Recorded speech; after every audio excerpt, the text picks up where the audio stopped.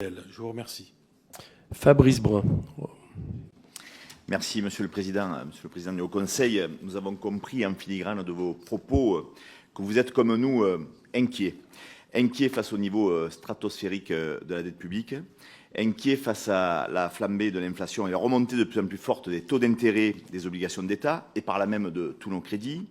Et on apprend que la France accélère encore face au mur de la dette en empruntant la somme colossale de 270 milliards d'euros sur les marchés à des taux voisins non plus négatifs ou de 1%, mais proche de 2,5%. Et on sait qu'une augmentation d'un point de ces taux d'intérêt se traduit par un surcoût de 39 milliards d'euros sur 10 ans pour la charge d'intérêt de la dette publique de l'État. Et donc ma question, c'est, dans ces conditions, quelle est la projection réalisée par le Haut Conseil en matière d'évolution de la charge de la dette de 2023 à 2027, sachant qu'elle devrait s'élever à minima à 17 milliards d'euros pour cette seule année 2023. Et je rappelle que c'est quand même déjà 2 fois le budget du ministère de la Justice. Merci. Marianne Maxime. Je pensais avoir déjà répondu, mais je vais y revenir.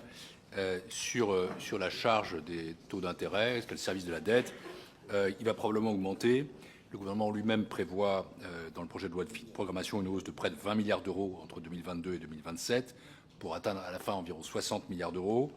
Ce qui pourrait, je l'ai dit, être un peu sous-estimé, ça pourrait être même un petit peu plus fort si la hausse des taux d'intérêt était plus importante.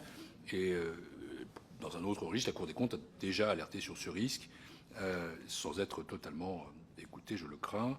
Ça rend d'autant plus important de faire baisser notre ratio de dette. C'est le message que je ne cesse de répéter. Sur le graphique, Madame la députée,